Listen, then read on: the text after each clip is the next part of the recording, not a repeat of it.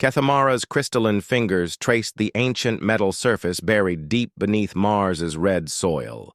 The Veltar archaeologist had spent 3 years digging through the ruins of what the old records called New Shanghai, one of the last human settlements before their species disappeared from the galaxy. The other members of her dig team worked nearby, their crystal bodies gleaming under the artificial lights.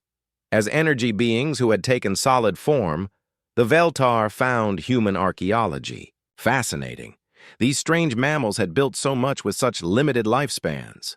"Professor Kethamara," called her assistant Zeftal, "we found something unusual."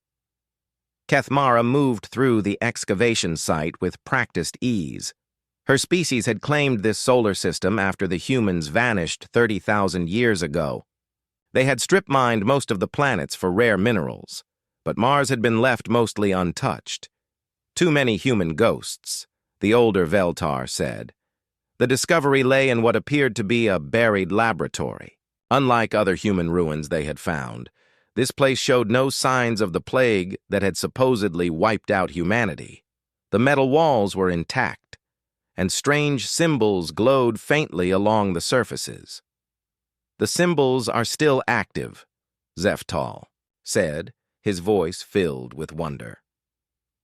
"After all this time, they still have power." Kethamara approached carefully. Her people were masters of energy, but human technology had always puzzled them. It was crude by Veltar standards, yet somehow it had accomplished things that should have been impossible. She pressed her hand against a panel covered in the glowing symbols. The wall shimmered and became transparent, revealing a chamber beyond. Inside, dozens of metal containers lined the walls, each one humming with stored energy. "Data storage," she whispered. "Intact data storage." Her team gathered around as she activated the first container. A hologram appeared in the center of the room. It showed a human woman with dark skin and tired eyes. She wore what looked like a military uniform. "If you are watching this," the woman said, "then humanity is gone. My name is Colonel Maria Santos, and I am recording this message on March 15th, 2387, Earth Standard Calendar." Kethamara felt her crystalline form vibrate with excitement. This was older than any human record they had found. Most human data had been destroyed in the plague years. "We know the truth about what happened to us," Colonel Santos continued. "This was not a natural disaster. We were murdered." The Veltar team exchanged looks. The official record said humans had died from a genetic plague that spread through their colonies. It was tragic, but natural. All 3 major powers of the galaxy, the Veltar, the Zephyrians, and the Nephilim, had agreed on this history. The hologram continued. "The Triumvirate Alliance planned our extinction carefully. They saw us as a threat. Humans were expanding too fast, learning too quickly. We had developed technology that worried them." Colonel Santos activated a display behind her. Star maps appeared, showing human colonies throughout the galaxy. Red marks began appearing on world after world. "The Veltar attacked our energy systems first," she said. "They overloaded our power grids from space. Then the Zephyrians released biological weapons designed to target human DNA. Finally, the Nephilim used their psychic powers to drive our survivors insane." Kethamara felt cold energy run through her form. This could not be true. Her people were explorers and scientists, not murderers. "It took them 50 years to kill us all," Colonel Santos said. "They called it the cleansing. They divided our worlds among themselves and rewrote history to hide their crimes." More data displays appeared around the hologram. Ship movements, communication intercepts, and weapon specifications. Everything was documented in careful detail. "But we had a plan." Colonel Santos smiled grimly. "Some of us saw this coming. We prepared for it." She activated another display. This one showed coordinates, not for any star system Kethamara recognized, but for a location far beyond the galactic rim. We built something in the dark space between galaxies. If you are watching this, it means our people are gone. But it also means these coordinates have been transmitted to those who wait in the void. The hologram flickered. When the children of Earth fall, the ancestors shall rise. Justice will come from the past. This message will activate automatically if our civilization is ever completely destroyed. Colonel Santos looked directly at the camera. To whoever finds this, you should know that humanity's story is not over.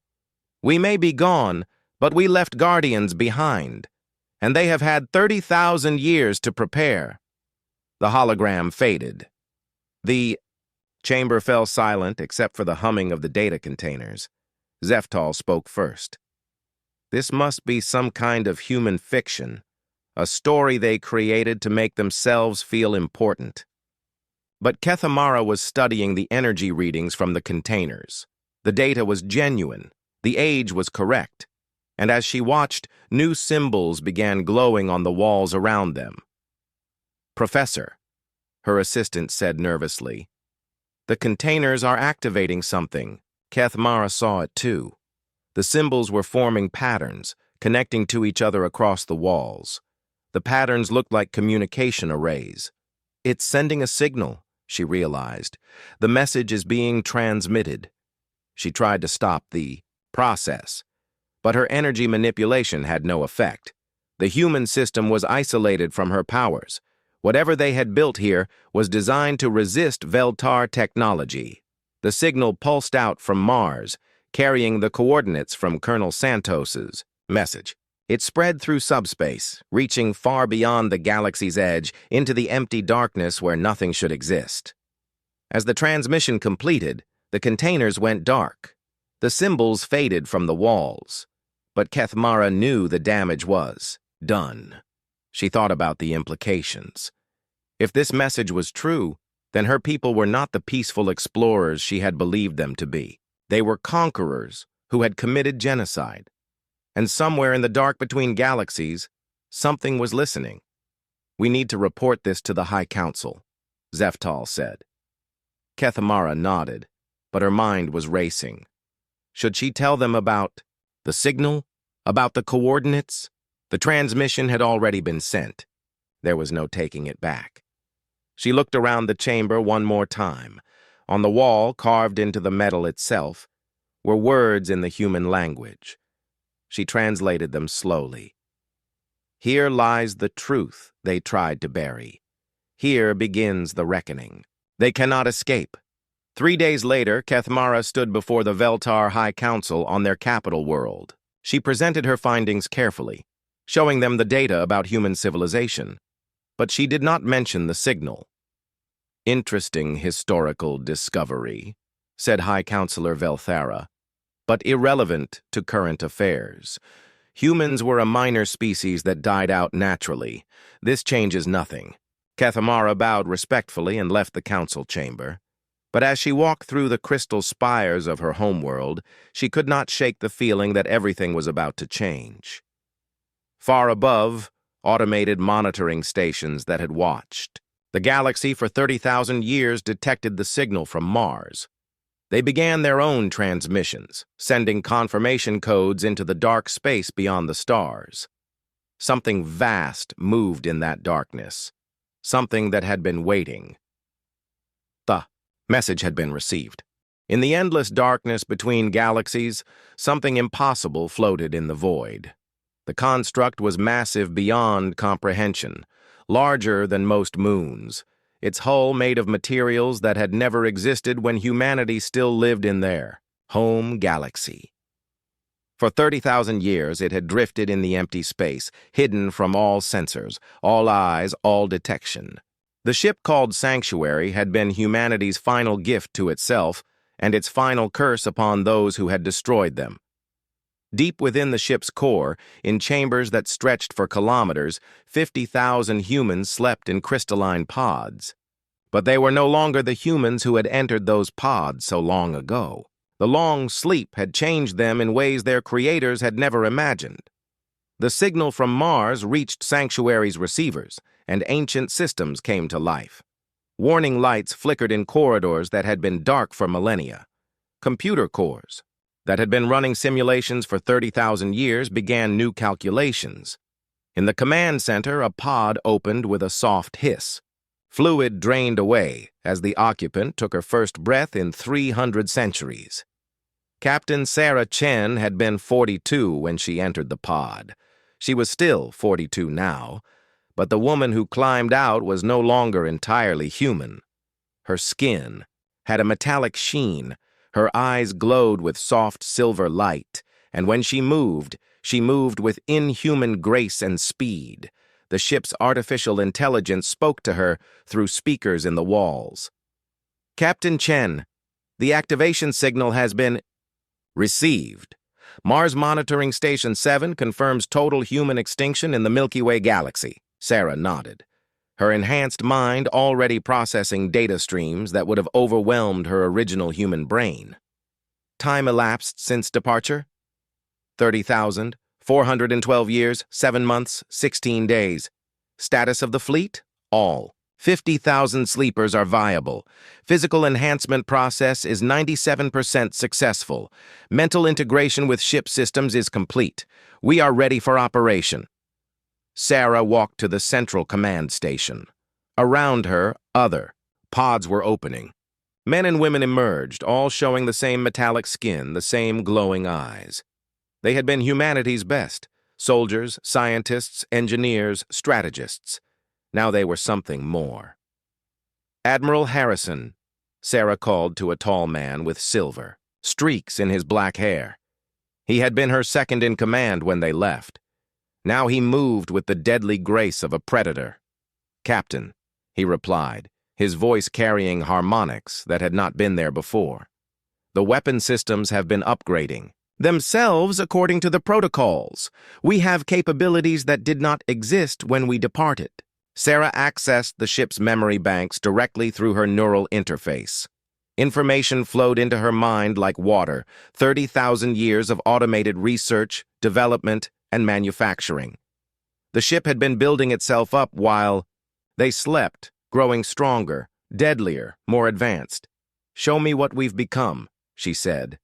The command center's walls became transparent, revealing the true scope of Sanctuary. The ship stretched in all directions, its hull covered in weapons that could crack planets. Docking bays held thousands of smaller vessels, each one more advanced than anything the Triumvirate Alliance possessed. But the ship itself was not the true weapon. The true weapon was the 50,000 enhanced humans who were now awakening. Throughout its corridors, Dr. Elena Vasquez approached the command station. She had been humanity's leading expert on alien biology. Now her enhanced mind could process and understand alien thought patterns in ways that bordered on telepathy. "I've been reviewing the data we collected before departure," she said. "The Veltar, Zephyrians, and Nephilim have maintained their alliance for 30,000 years. They've divided former human space among themselves." Sarah felt something cold and hard settle in her chest. It was not quite rage. Her enhanced emotions were more controlled than that.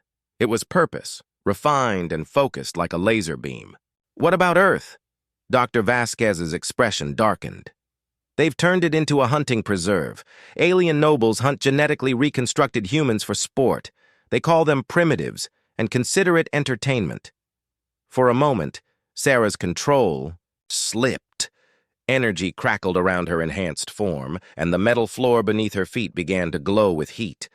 The other awakened humans felt her emotion through their shared neural network, and 50,000 enhanced heartbeats synchronized with hers. "How many other species have they destroyed?" Admiral Harrison asked. "According to our long-range sensors, 47 civilizations have been wiped out since we left. The Triumvirate calls it gardening, removing species that might become threats." Sarah closed her eyes and accessed the ship's tactical computers. Battle plans that had been developing for 30,000 years unfolded in her mind. Every possible strategy, every weapon, every weakness of their enemies had been cataloged and analyzed. "They think we're extinct," she said finally. They think humanity is a dead dream, a footnote in galactic history. She opened her eyes, and they blazed with silver fire. Time to remind them that nightmares can come true. The ship's systems responded to her will. Throughout Sanctuary, production facilities began manufacturing new weapons, new ships, new devices that would be needed for what was coming. The sleeping humans completed their awakening process, each one emerging more than human, each one carrying the accumulated knowledge and skills of their species. Lieutenant Commander Jin Woo had been a Special Forces operative. Now he could phase through solid matter and move faster than most eyes could follow.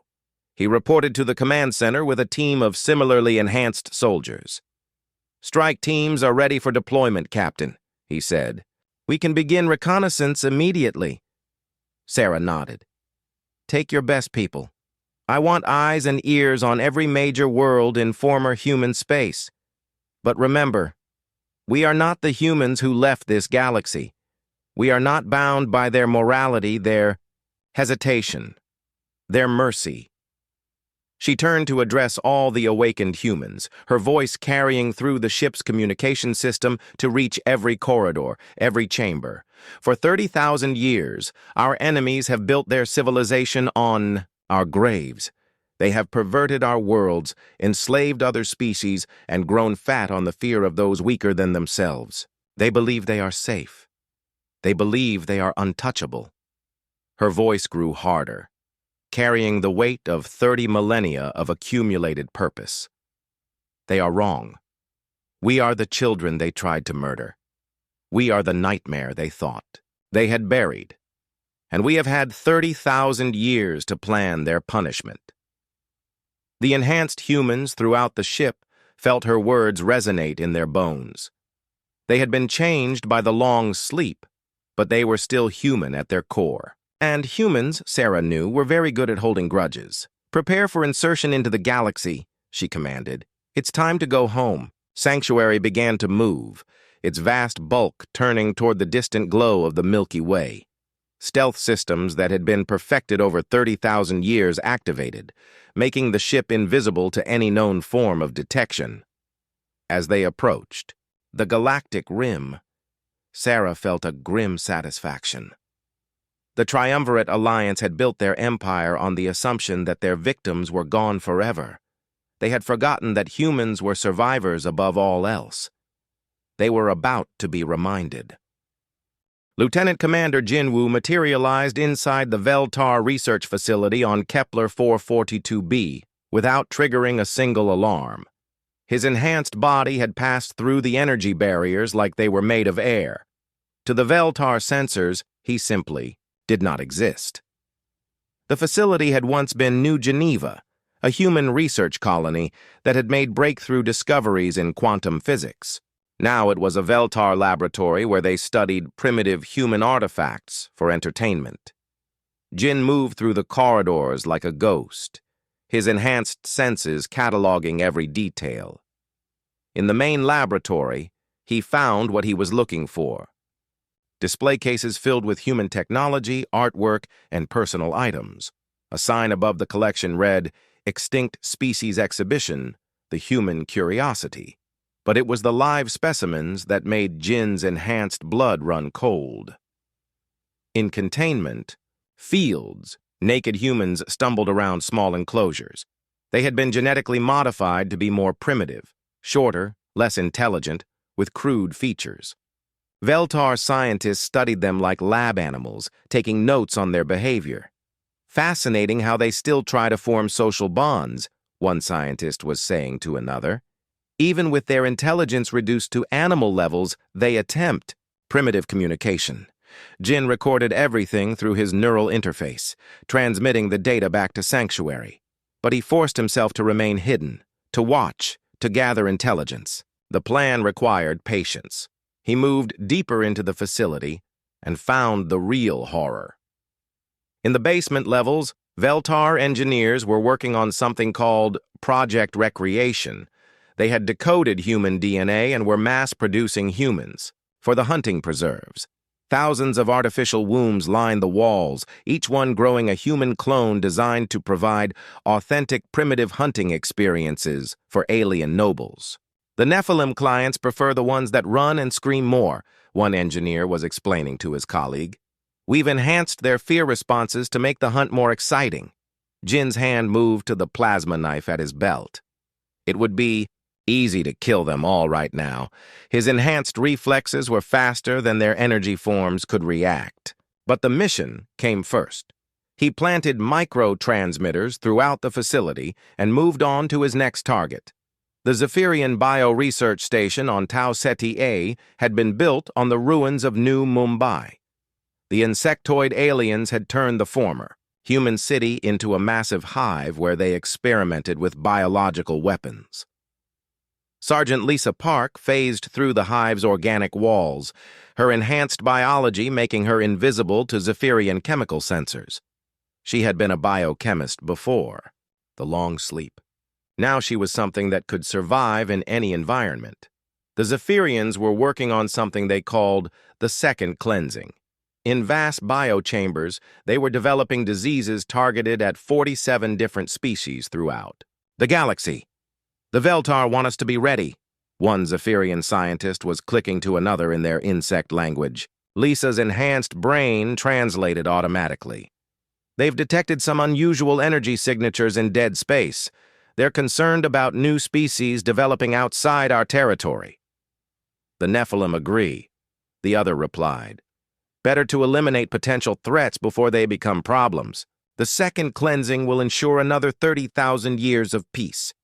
Lisa documented the bioweapons data and discovered something worse. The Zephyrians had preserved samples of the original plague that had been used to kill humanity. They were planning to use it again, modified to target the new species they wanted to eliminate. She planted her transmitters and moved to the next phase of her mission. On Proxima Centauri B, Major Tom Rodriguez infiltrated a Nephilim psychic research facility. The gas-dwelling aliens had built floating cities in the planet's atmosphere, powered by the psychic energy they drained from enslaved species below. Rodriguez had been a military psychologist. His enhanced mind was now shielded against psychic attacks and could even turn them back on their users. He moved through the floating city like a predator among sheep. The Nephilim were running experiments on captured members of various species, testing new forms of mind control and psychic domination. But more importantly, they were analyzing the psychological profiles of species they planned to eliminate in the second cleansing. The humans were surprisingly resilient. One Nephilim was communicating to others through thought waves. Even after we broke their minds, some individuals continued to resist. We must ensure the new targets are eliminated more completely. Rodriguez recorded their plans and discovered something that made his enhanced heart race with rage. The Nephilim had preserved recordings of the human extinction, actual psychic imprints of human minds being destroyed during the original cleansing. They watched these recordings for entertainment, experiencing the death agonies of his ancestors as a form of art, but he maintained his discipline and completed his mission. All across the galaxy, enhanced humans infiltrated triumvirate facilities. They moved like ghosts through alien cities, documenting crimes, gathering intelligence, and preparing the ground for what was coming. Captain Sarah Chen received their reports aboard Sanctuary, now hidden in the dark matter clouds surrounding the galactic core. Each new piece of information added to her growing understanding of the enemy. The Triumvirate had not just killed humanity, they had perverted everything humans had built. They had turned human art into alien entertainment, human homes into alien laboratories, and human genetic material into products for sale. But worse than that, they were planning to do it again. 47 species were marked for extinction, and the Triumvirate was already preparing the weapons to kill them all. Admiral Harrison, Sarah called. Begin Phase 2. The Admiral nodded grimly. Weapons deployment? Psychological warfare. First, they need to understand what they're facing before we destroy them. Throughout the galaxy, the infiltration teams began their next mission. They started with small things: equipment failures in triumvirate facilities, power outages that spelled out words in human languages, security recordings that mysteriously showed human faces before corrupting. At the Veltar High Council chambers, on Crystalline, counselors found their meeting disrupted when their holographic displays began showing images of dead humans, followed by a message in perfect Veltar. We remember. We return. We judge. On Zephyrian Prime, the great hive cities experienced coordinated system failures that formed patterns that looked remarkably like human cities viewed from above. In the Nephilim gas cities of Titan's Reach, psychic-sensitive individuals began receiving dreams of humans who spoke directly to their minds. You thought we were gone. You were wrong. The triumvirate leadership tried to dismiss these incidents as coincidences or the work of terrorist groups among the subject species. But deep down, in places they didn't want to acknowledge, they began to feel something they had not experienced in 30,000 years. Fear. Sarah Chen watched the reports from her command center and smiled. It was not a pleasant expression on her enhanced features. Dr. Vasquez, she said, begin preparing the liberation protocols. It's time to free the slaves and arm the oppressed. Acknowledged, Captain. But I should point out that once we begin active operations, there will be no hiding our presence. Sarah's silver eyes blazed brighter. Good. I want them to see us coming. I want them to know exactly what they're facing. She activated the ship-wide communication system one more time. All units, prepare for active deployment. The reconnaissance phase is complete. We know our enemy's strengths, their weaknesses, and their crimes. Now it's time to show them what 30,000 years of human evolution can accomplish. The enhanced humans throughout Sanctuary felt her words like electricity in their veins. They had been patient long enough. They had watched and learned and prepared. Now it was time for justice. The first strike came without warning. High Counselor Velthara was addressing the crystalline assembly when the lights went out. Emergency power flickered on, casting strange shadows through the crystal spires of the Veltar capital. Then the walls themselves began to glow. Words appeared in burning letters across every surface. For 30,000 years, you have built your peace on our graves. Today, the dead rise to judge you.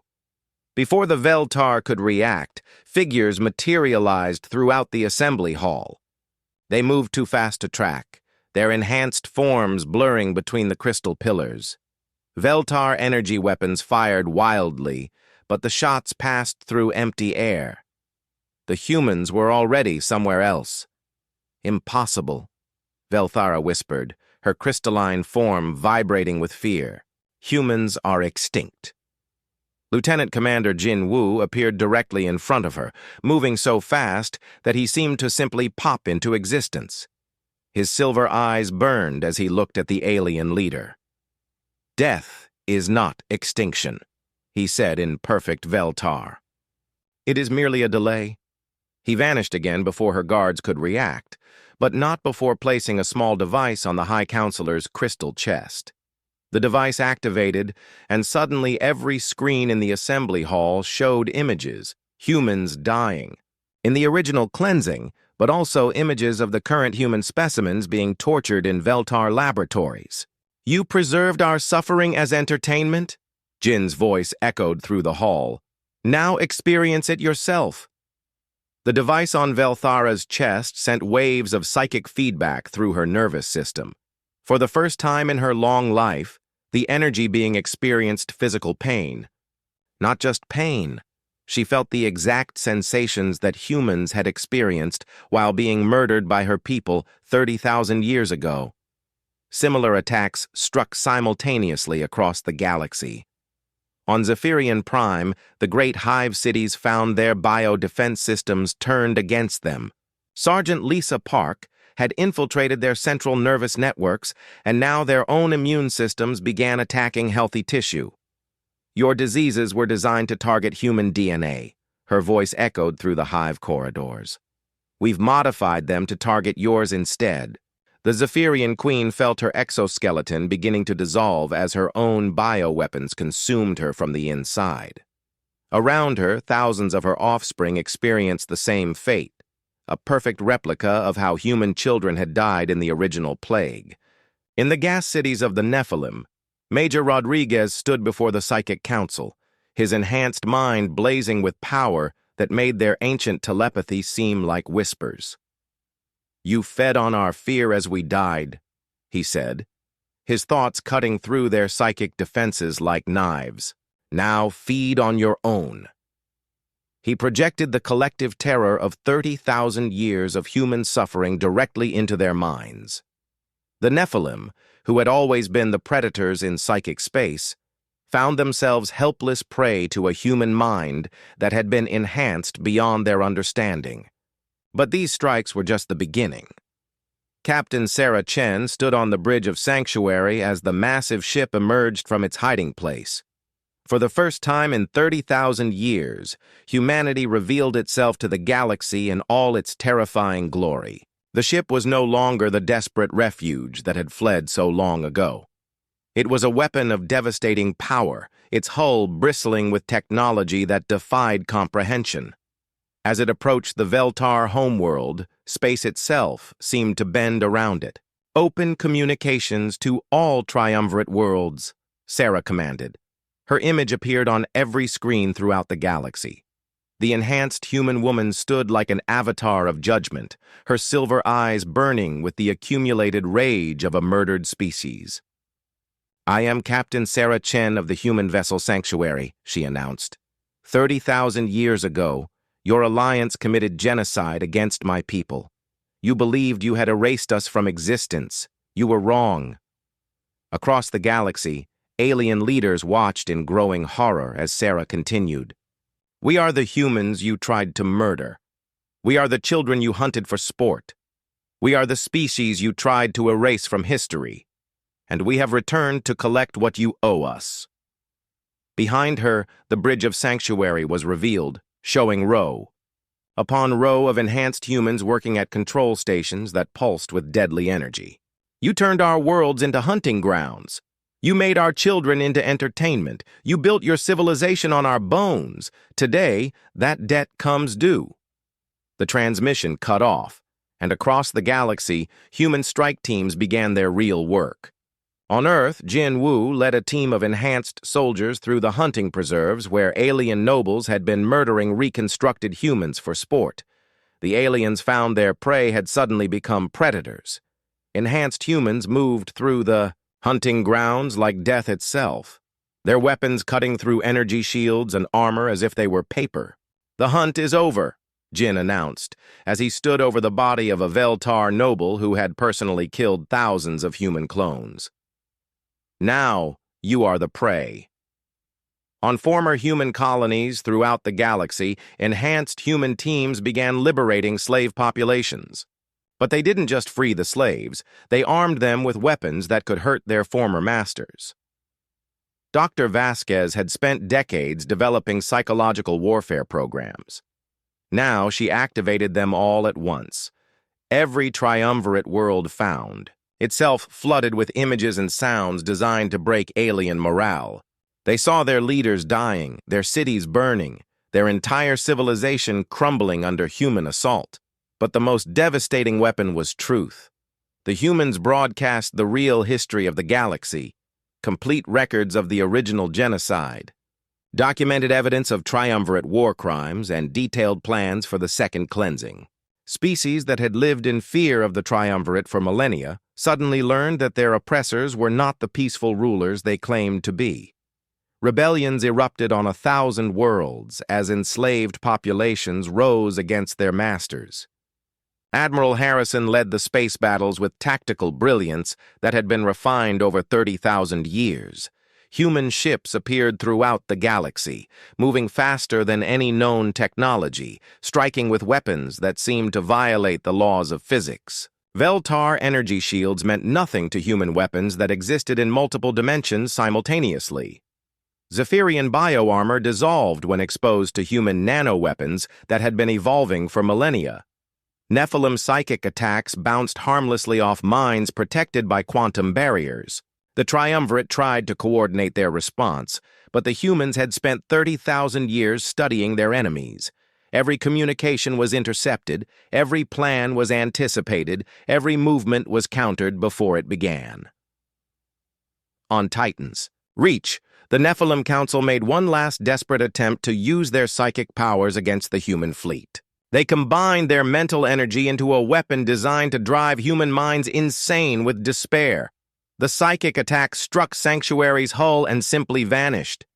"Did you really think," Sarah's voice echoed through space, "that we would spend 30,000 years preparing for this moment and forget to shield ourselves against your tricks?" The return strike was devastating. Every Nephilim on Titan's reach felt their minds invaded by human consciousness that burned with the fury of a murdered species. In seconds, the most powerful psychic civilization in the galaxy was reduced to mindless shells. The war lasted exactly 72 hours. When it was over, the Triumvirate Alliance lay in ruins. Their fleets were destroyed, their leaders were dead or captured, and their subject species were free to choose their own destinies. Sarah Chen stood on the bridge of Sanctuary as it entered Earth's orbit. Below, the hunting preserves were burning. The alien noble estates were empty ruins.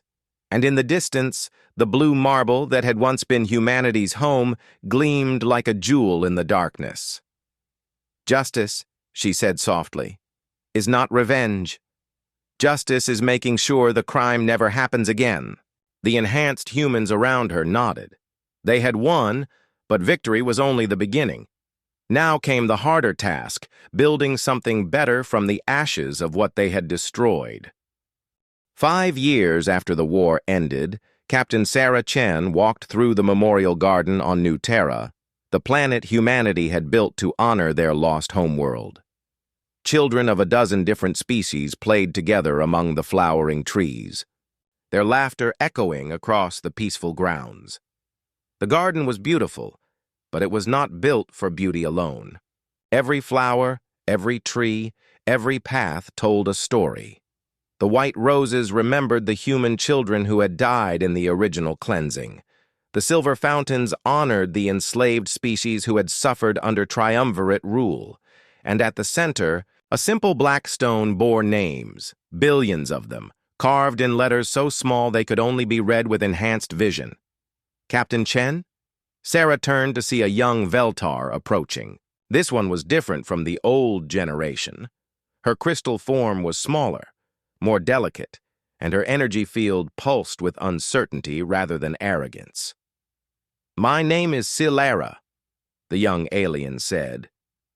"I wanted to thank you." Sarah studied the Veltar carefully. In the 5 years since the war, she had grown used to these encounters. The younger generation of former triumvirate species often sought her out, looking for something: forgiveness, understanding, a chance to make amends for crimes they had not committed. "Thank me for what?" Sarah asked. "For not killing us all," Silara replied simply. "After what my people did to yours, you would have been justified in wiping us out completely. Instead, you gave us a chance to learn, to grow, to become better than we were." Sarah nodded slowly. It had been the hardest decision of her long life, choosing justice over revenge, rebuilding over destruction. Many of the enhanced humans had wanted total extermination of the triumvirate species. They had argued that it was the only way to, ensure the crimes would never happen again. But Sarah had remembered something her original human self had believed in: the idea that people could change, that even the worst criminals could be redeemed if given the opportunity. "The children of those who wronged us are not responsible for their parents' crimes," Sarah said. "But they are responsible for ensuring those crimes are never repeated." Silara bowed her crystalline head. "We are trying. The new Veltar Council has banned all forms of supremacist thinking. We're working with the Truth and Reconciliation Commission to document everything our people did during the triumvirate years. The Truth and Reconciliation Commission had been one of Sarah's first initiatives after the war. Rather than simply executing war criminals, the new galactic government had chosen to make them confess their crimes publicly and work to repair the damage they had caused. It was a slower process than simple revenge, but it was more thorough. The galaxy's children were learning the real history of the past 30,000 years, and they were choosing to build something different. Dr. Elena Vasquez approached through the garden paths. The enhanced human woman had become the galaxy's leading expert on interspecies rehabilitation. Her work with former triumvirate members had shown remarkable success in changing deeply ingrained supremacist attitudes. "The Zephyrian delegation has arrived," she reported. "They're ready to sign the Non-Aggression Compact." Sarah nodded. The Non-Aggression Compact was the cornerstone of the new galactic order. Every species that signed it agreed to 3 basic principles: no genocide, no slavery, and no wars of conquest. In return, they received protection from the Terran Concordat and access to human technology for peaceful purposes. So far, over 300 species had signed. The few that refused were left alone, but they were carefully monitored to ensure they posed no threat to their neighbors. "How are the former Nephilim adapting to their new limitations?" Sarah asked. "Better than expected," Dr. Vasquez replied. "With their psychic powers permanently dampened by the neural inhibitors, they're learning to interact with other species on an equal basis for the first time. Many of them are actually happier without the constant noise of other minds in their heads. The neural inhibitors had been necessary. The Nephilim's psychic powers had made them natural predators in mental space. By reducing their abilities to normal levels, the humans had leveled the playing field and made genuine cooperation possible. Admiral Harrison joined them, his enhanced form moving with the deadly grace that marked all the awakened humans. But his expression was peaceful as he watched the children playing in the garden. "The patrol fleets are reporting no hostile activity in any sector," he said. "The pirates who tried to set up operations in the former triumvirate buffer zones have been eliminated. The trade routes are secure." The Terran Concordat maintained the most powerful military force in the galaxy, but it was a defensive force rather than a conquering one. Human fleets patrolled space to protect the weak from the strong, to ensure that no new triumvirate could rise to oppress other species. "Any word from the exploration missions?" Sarah asked. "The scouts have made contact with 6 new species in the Outer Rim territories. All of them seem peaceful so far. We're offering them the usual package: protection, technology, and inclusion in the Concordat in exchange for adherence to the basic principles." Sarah smiled. The exploration missions were perhaps her proudest achievement. Rather than waiting for new species to develop space travel and potentially threaten the established order, the humans actively sought them out and offered them a place in galactic civilization on equal terms. It was the opposite of the triumvirate's approach, which had been to eliminate potential threats before they could develop. The human approach was based on the belief that diversity made civilization stronger, not weaker. A small commotion near the garden's entrance caught their attention. A group of former triumvirate officials were arriving for the memorial ceremony. These were beings who had participated in the genocide and slave trade, but who had confessed their crimes and committed to making amends. Sarah watched them approach with mixed feelings. Her enhanced emotions allowed her to feel genuine forgiveness for those who showed genuine remorse, but she never forgot what they had done. Justice required both mercy and vigilance. The ceremony began at sunset. Representatives from every species in the Concordat gathered around the memorial stone to remember the dead and recommit themselves to preventing future atrocities. Sarah spoke for the humans, but her words were translated into hundreds of languages and transmitted across the galaxy.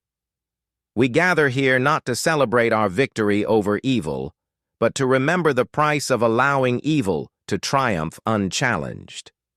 The beings whose names are carved on this stone died because good people chose to look away rather than act.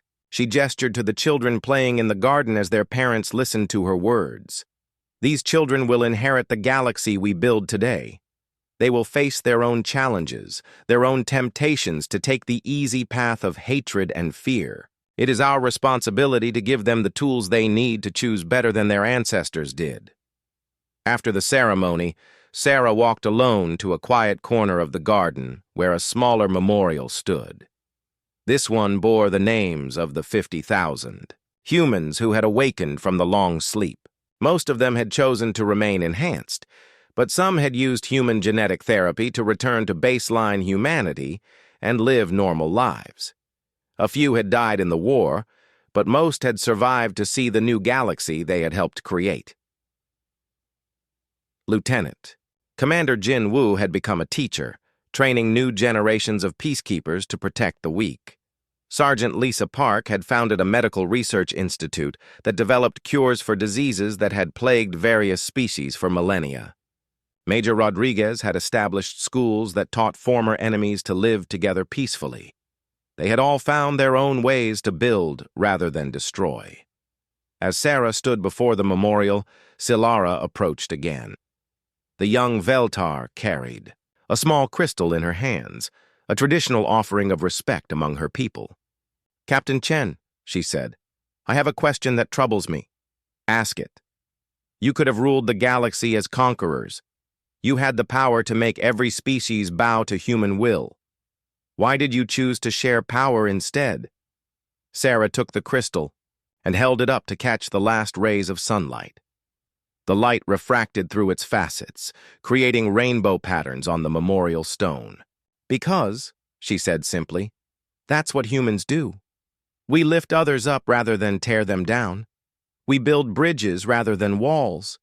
We choose the hard path of cooperation over the easy path of domination." She placed the crystal at the base of the memorial. "That's why the Triumvirate feared us 30,000 years ago, and that's why they were doomed from the moment they chose genocide over coexistence. They thought strength meant the ability to destroy. But real strength is the ability to create." As darkness fell over New Terra, the lights of 1,000 cities twinkled in the distance. Each light represented millions of beings from hundreds of species, all living together in peace because 50,000 humans had chosen justice over revenge. Sarah looked up at the stars and thought about the future. There would be new challenges, new conflicts, new tests of the principles they had established. But for the first time in galactic history, those challenges would be met by a civilization based on cooperation rather than domination. The children playing in the garden would grow up in a galaxy where being different was celebrated rather than feared, where the strong protected,